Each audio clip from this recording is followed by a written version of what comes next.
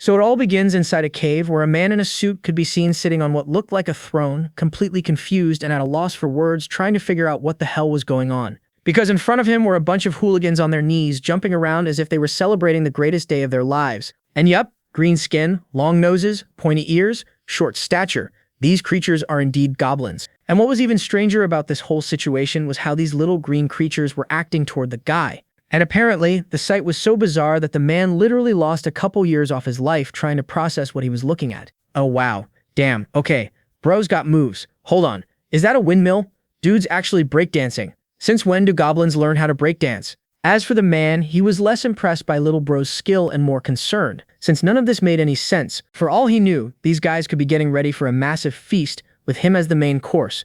Okay, so just moments ago, he was standing inside a subway train, rethinking his whole life and how he had wasted most of it working himself to death, yet didn't even manage to find himself a waifu to start a family with, despite all that hard work. And no, he wasn't exactly a loser in life. Well, at least not in his superior's eyes, since he was the perfect work mule every large corporation dreamed of. Well, not like that reputation was helping him in any way, because in the eyes of society, he was still a nobody, barely scraping by from one paycheck to the next. But today seemed like Lady Luck was finally smiling at him as he spotted an empty seat not far from him, so he immediately ran over and practically collapsed into it to give his legs a little rest. Okay, so as for his background, his name is Manager Oh Hyun-min, age 33, went to business school, and graduated at the top of his class. Not just that, he even passed the CPA exam while he was still enrolled. Thanks to all that effort, he got scouted by a major conglomerate as their top recruit and eventually became the youngest manager in the company's history. Well, not like that mattered. They just used that title to squeeze every last drop of life out of him. Still, he did have one promise he never gave up on, that with his qualifications and achievements, he was practically guaranteed to become the youngest executive in the company's history. As for his reputation inside the company, he was highly respected. Whenever they ran into a crisis or a project hit a wall, the first man the executives thought of was always Hyun-min, because he was known as the guy who could make the impossible possible, the guy who knew how to get results no matter the odds, and also the guy who wanted to delete himself from this miserable world because he was sick and tired of all this 9-to-5 nonsense. And guess what? For the past 3 months straight, his bosses had been hammering him with impossible deadlines and endless work, overtime after overtime.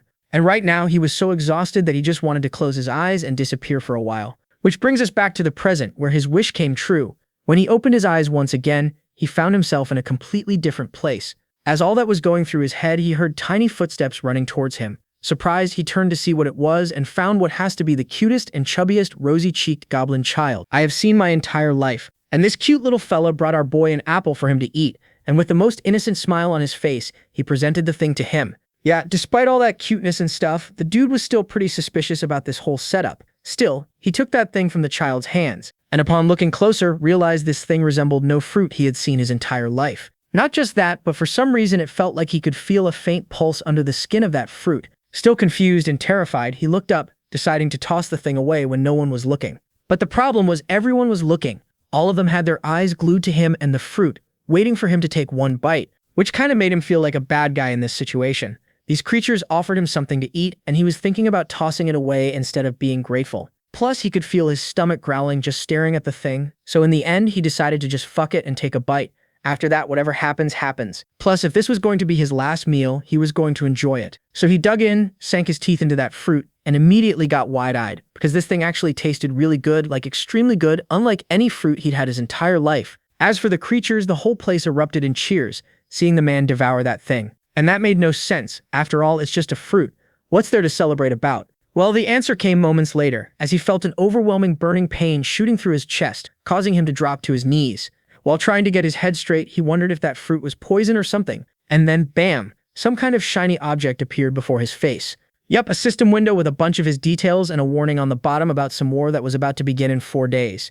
Well, for a full minute, Hyun-min just stared at the thing trying to make sense of everything, because this day just kept getting weirder and weirder with each passing minute. That's when he heard ticking sounds coming from the thing and snapped out of his daze and began reading through the window. So it started with his name, Oh Hyun-min. Next up, his title, which was Lord. As for his territory, it's called Red Rock Valley, with a population of 47. For his own traits, he had overtime and speech, and the tool he was given was called the Wiki. Screw all that, he was more worried about that red text at the bottom. And what did this thing mean by territory war? The moment that thought hit his head, he heard a loud beep inside of his brain, followed by a voice explaining what this territory war was. So to put it in simple words, it's a fight to the death with your neighbors with everything on the line. Their land, women, treasures, the whole package. Well, guess he had already read a bunch of manga in his original world, so he somewhat knew what was going on. So he accepted his fate and asked the voice what this place was. Who were these creatures dancing all around him? And most importantly, how on earth did he end up here? As for his first question, this place is the demon realm. And for the other two, his territory was too low level to be asking such advanced questions. So the thing suggested he start grinding and level himself up first before demanding an answer from it. Okay, for one, just that name Demon Realm had death written all over it for him, so he just sat there for another whole minute. And since panicking was clearly not going to fix anything, he asked the system to give him as much information about what was going on as possible. Well, the answer was the same. He was too low level. He first needed to upgrade his territory to unlock more information. Yeah, that was it. This time he was genuinely pissed. First he got dragged into this hellhole, and now no one would even explain anything to him, and they expected him to put his life on the line blindly. So he demanded the thing tell him how to get back to his home. And yeah, at this point the thing was just spamming the same reply in his face, telling him to level up first. Cut a couple of minutes and the kid was back on the throne, completely defeated and had given up on everything. Fast forward once more and he was slowly accepting reality and his situation. Still, the idea of going into a war with who knows what and against what odds while wearing a business suit was absolutely ridiculous. So he called out to the system once more because he had a few simple questions before deciding on anything. Okay, question number 1. Is he the lord of a territory made up of only goblins? Yup, the answer was just what he feared. It was yes. Okay, question number 2. Do these things even know how to fight? Well, yeah, but no. That was a difficult question to answer. Okay, moving on. When was the last time these creatures had anything to eat? Because damn, they could really use a cheeseburger or 10. And finally, the most important question. Are these guys looks maxing? Because damn, look at that jawline. Absolutely criminal. So basically, he was put in charge of literal fodder because from the looks of it, these guys might not even stand a chance against him, let alone an army, and he doesn't even know how to throw a punch. Annoyed, he turned towards the system, asking what would happen if he loses the territory war, because there was no way he was winning this thing with the army of malnourished goblins. Well, he didn't have a choice either, because the territory won't be the only thing he would be losing if that happens. So if he loses his territory, all his minions will get deleted. As for him, his fate would be decided by the opposite territory lord. And just a fair warning, according to the statistics, 99.95% of lords who lost a territory were never seen again. Well, he had only one thing to say to all that. Fuck my life. Because even here, nothing had changed. This was the same shit as in his previous world.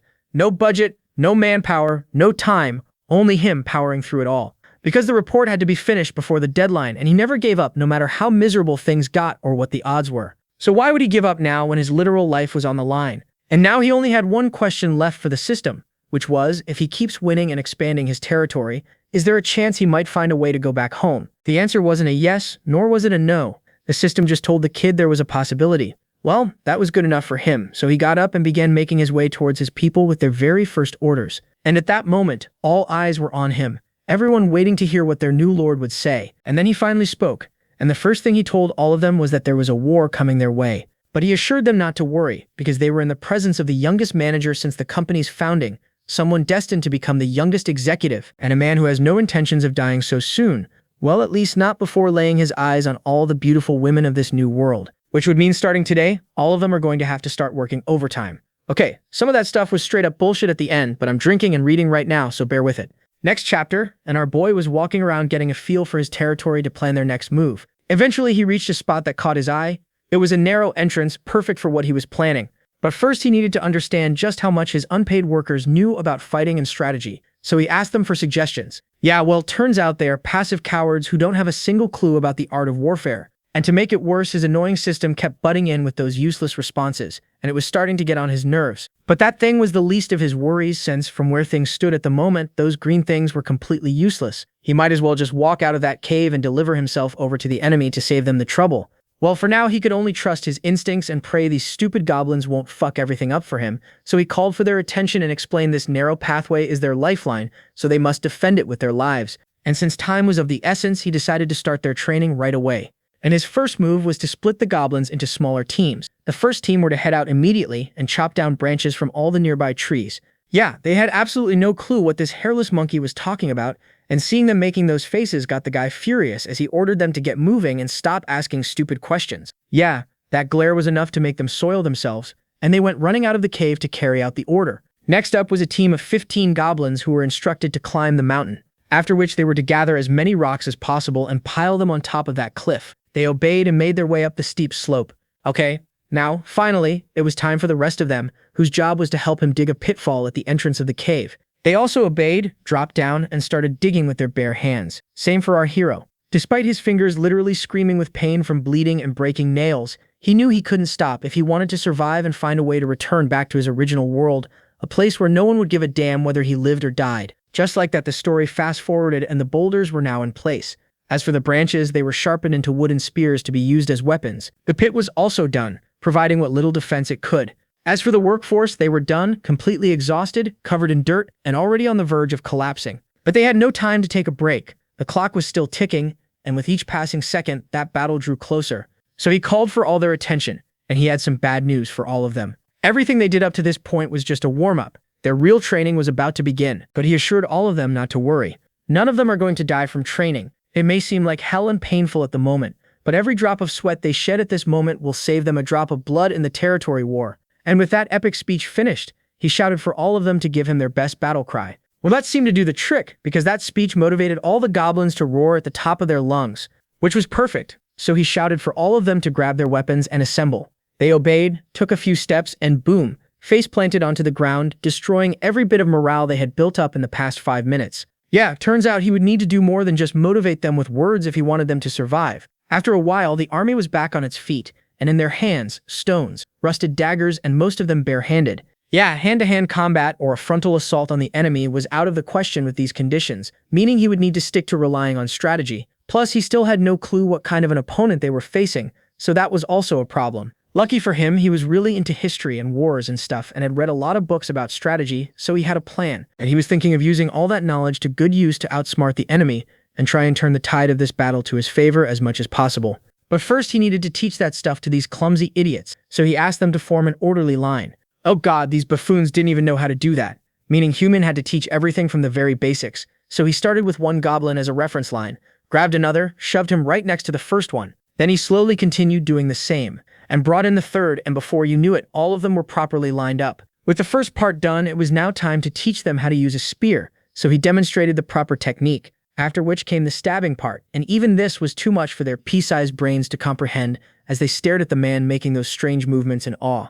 After showing them the proper technique, he shouted for all of them to thrust, and bam! One of them tripped again on his own feet and face-planted on the ground, ruining the whole epic moment. Annoyed, Hyunmin walked up to the clumsy goblin and ordered him to get back up. And because of his mistake, all of them were about to be punished, so he instructed them to get back in line. Still confused and a bit terrified, they obeyed, took the stance, and heard the man ordering them to advance. And then it happened again. Another goblin face planted just from taking a few steps. But no matter what, Hyunmin wasn't planning on stopping, even if it meant sacrificing some of the weaker ones. So that entire night, he kept pushing them relentlessly, fixing every mistake and bad stance.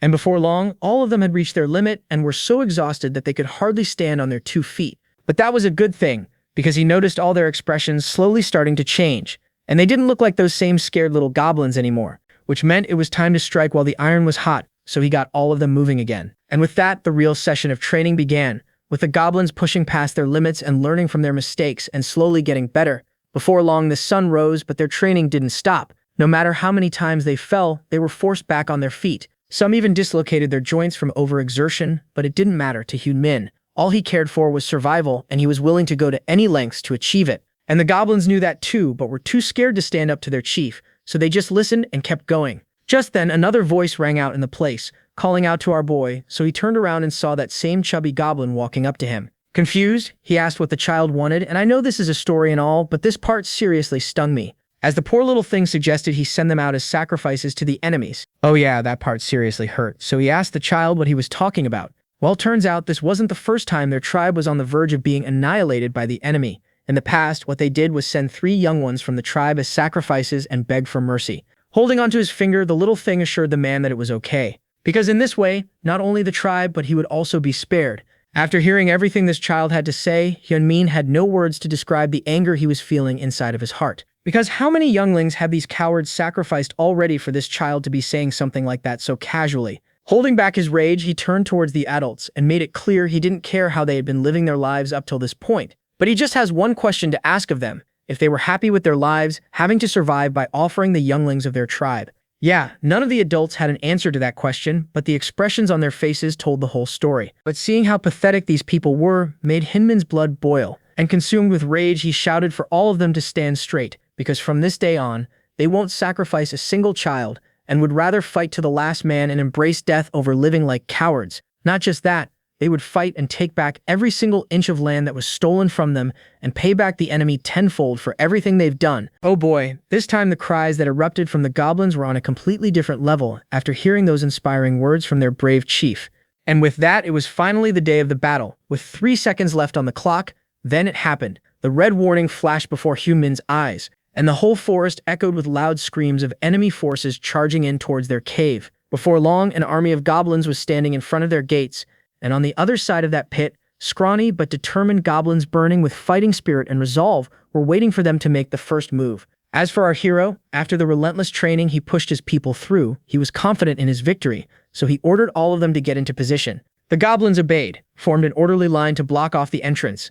Next chapter, and the boulder team was in position, waiting for their signal to rain those massive things down on the enemy. As for the clueless goblins, they began charging in through that narrow pathway, and that scared some of the goblins for a second, but they were immediately reassured by our hero, and were told to hold the line no matter what happens. Okay, so apparently those things are blind because they didn't even notice that massive ditch blocking the path and came charging in, and by the time they realized it, it was already too late for them. The reason being, the ones at the back had no clue what was going on at the front, so they kept on pushing to move forward, and that resulted in the ones who were at the very front getting thrown into the ditch. Well, it turns out those idiots are just as idiotic as his useless bunch. They have no clue what they are doing, which made things quite easy for our boy because now their victory was practically guaranteed. Slowly, that pit began filling up with goblins, one after another, and before long, the whole thing was completely filled to the brim with the tiny demons, which gave the ones in the back the chance to advance forward. So they did and started charging towards the team to finish this once and for all. Well, this was all part of our boy's plan.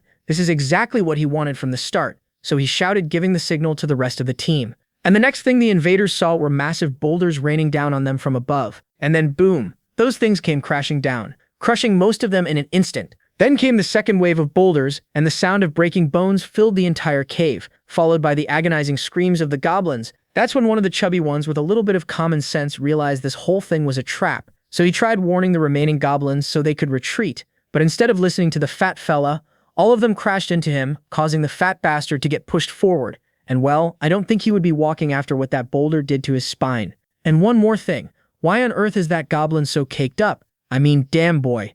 Welp, enough of that. There were a lot more stones left, so the goblins kept on dropping them on the defenseless bastards at the bottom. As for the troops, they couldn't retreat now, even if they wanted to, the reason being that massive pit blocking their path. And that left them with no other choice but to charge forward. So they did. Things were going perfectly so far, and with the first phase of the plan a complete success, it was time to move on to phase 2, which was to use the spears to take out as many invaders as possible and crush their morale completely. So as they got in range, he ordered his minions to advance and start poking holes in their stomachs. Surprisingly, the guys did a better job than our boy expected, because they easily managed to take down a bunch of those guys. Same thing for the second wave. They didn't even stand a chance thanks to the reach of their spears, and they were easily able to deal with the enemy from a safe distance.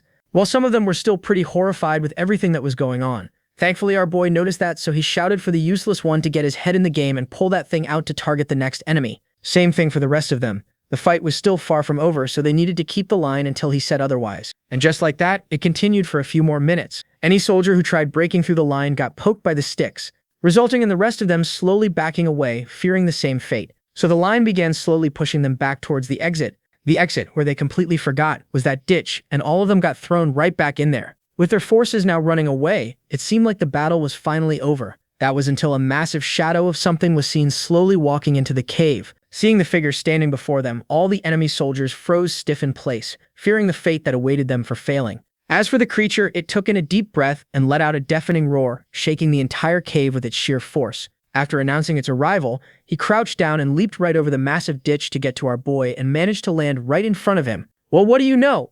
This thing can actually talk, and was showing surprise seeing a hairless monkey in charge of an army of goblins. As for this thing's description, that's a hobgoblin, the lord of the Black Hill Goblin tribe, and someone our boy was definitely not expecting to meet. Well, at least the thing, despite its size, was just as stupid as his green henchman, meaning there was a chance our boy could outsmart the brute. The creature, however, knowing full well his useless minions don't stand a chance against the opponent, directly challenged our hero in a one-on-one duel between the lords. Yeah, that was a really tempting offer, but our boy needed some time to think it over before giving him the answer. Oh wait, guess what? No, There was no way in hell he was fighting against a walking mountain with a wooden stick. That got the hobgoblin all smug, seeing how he was chickening out from a challenge. Well, whatever, not like anything he says or does would matter in a couple of moments anyways. Confused, the creature asked what was he talking about, because clearly there was no way any of them were strong enough to take him on, so basically they have already lost the war. Still, for all his efforts, he promised he was going to make his death as swift as possible, and then boom, a massive rock came crashing down and crashed right on his noggin. Furious, he looked up and demanded that whoever dared attack him show themselves. And well, the next thing he saw was a literal rain of rocks falling from above, and realized what the kid meant by what he said earlier, that nothing he says would matter in a few moments.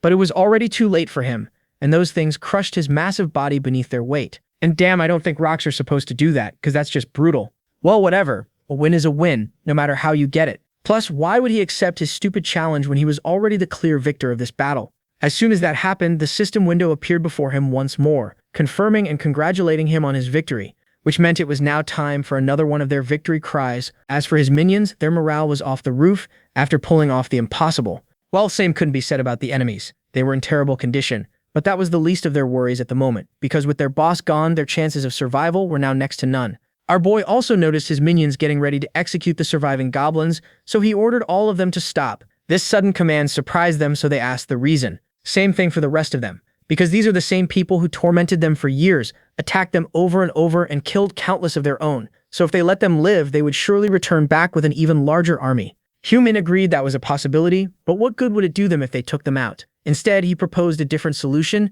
take them in and use them to grow their strength and numbers instead. Next chapter, and he was back on his throne. In front of him, all the captured goblins along with the loot they managed to plunder from their cave, meaning it was now time to check the system and see if he can find more information about this world.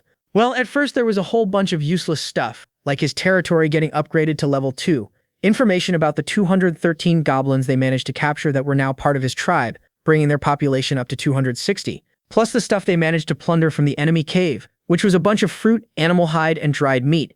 And finally, something useful: the location of this territory, which was located on the 12th floor underground in the demon realm. Well, turns out this system is completely useless. Plus now he had another problem. How on earth is he going to feed so many goblins? They were already struggling with food, and now with their numbers increasing several fold, it was going to be even harder to keep everyone fed. And so his first thought was to start a farm, but the useless system window immediately showed up, informing him that crops couldn't be grown on the 12th floor of the demon realm. That was indeed a problem, but he was sure they could come up with a solution. Reason being, if no food could be grown on this floor, then where did these fruits come from? So he turned towards the newly acquired workforce with that question. But the guy didn't know how he was supposed to answer that question. So our boy snapped at the fool, telling him to answer honestly. Otherwise, he warned the little thing that he was going to torture him until he started talking like a parrot, that even terrified the rest of them. So they began spilling everything, how there is a tree somewhere deep inside the forest where those fruits grew.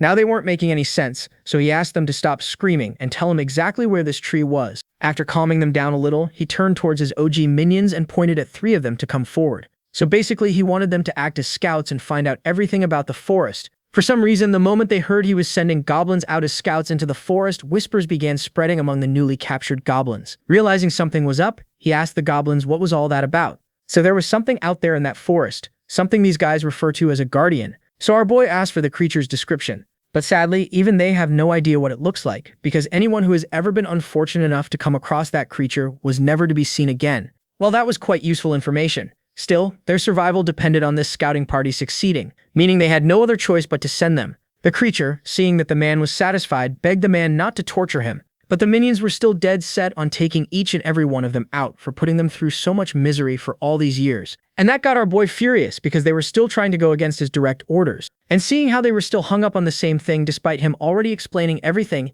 he asked them a question. If they could tell him the reason for their victory against the Black Fang tribe, was it because they were good at fighting or had a good strategy? Well, none of those. All that happened was they got lucky. So he asked them how many battles they think they could win just by getting lucky, because there was absolutely no guarantee the same thing would happen in the next war that came their way, which meant they would need to bury the hatred between them and work together for the sake of everyone. Plus, they have already wasted enough time. Their top priority right now should be finding ways to secure more food, so he suggested all of them get to work. Scene cuts to the outside, somewhere inside the dark forest, where 3 goblins could be seen creeping their way towards a certain direction in search of that tree. That's when one of them got attacked by a mosquito, and that freaked the guy out, but was told to keep it down and stop making so much noise, as he reminded the fool about the orders they were given by their lord, which was, no matter what happens, they weren't allowed to stop or touch anything unnecessarily, just watch, scout the area, and return with what information they can gather.